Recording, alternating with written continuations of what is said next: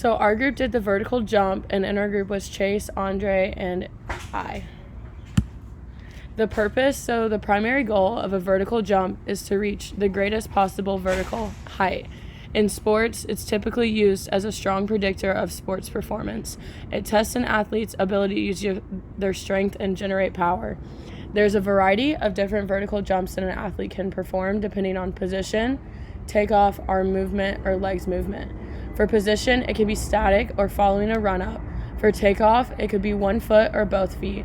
For arms, it could be with or without an arm swing. And for legs, it can be a counter movement or a squat.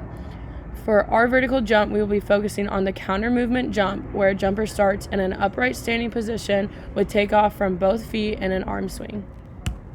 Okay, now let's talk about the phase of each skill. The first phase is called preparatory phase or down phase. In this phase, the preparatory phase, the vertical jump is when the body is lowering, decreasing the potential energy. The preparatory phase works together with the propulsive phase while the feet are still on the ground. Next, we have the propulsive phase or up phase. The propulsive phase in the vertical jump is when the body is pushing down onto the floor to increase the potential energy of all of the body segments. The opposite of what is happening during the preparatory phase occurs in the propulsive phase. And finally is the fly phase. The fly phase is or the vertical jump is when the body is in the air.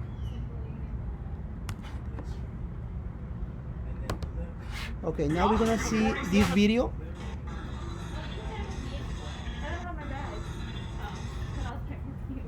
Okay.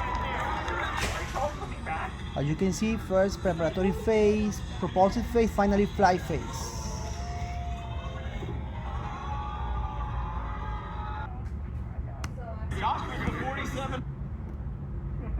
So joint movements of each skill.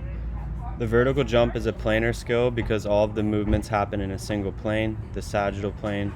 If we look at the top left picture on the right hand side there, no movements have occurred as the body is standing in an anatomical position. If we move on to the top right picture, we see the knees and the hips are flexing, the shoulders are hyperextending, and the ankles are dorsiflexing. If we move to the bottom left picture, we see the knees and the hips are extended, the ankles are plantar flexed, and the shoulders are flexed depending on the overhead goal. And the bottom right, we see the body is unstable in the air. When the body comes in contact with the ground, the ankles will dorsiflex and the knees and the hips will flex.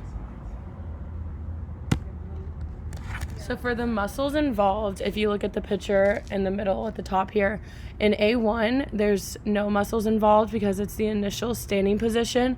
But as we move into A2 and A3, you begin descending into a half squat position where the quadriceps group, which is comprised of the vastus medialis, vastus lateralis, and rectus femoris, are all being stretched eccentrically at a fast pace. The gastrocnemius and the soleus are eccentrically contracting, meaning that the calf muscle is lengthening during the descent of the jump. Also, the tibialis anterior contracts during dorsiflexion to stabilize the lower leg, allowing for maximum takeoff force.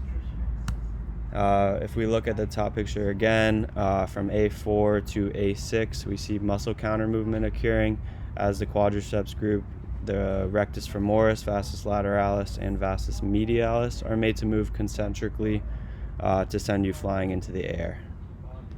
At the beginning of A5, the gastrocnemius and soleus begin contracting concentrically to help push the body off of the ground.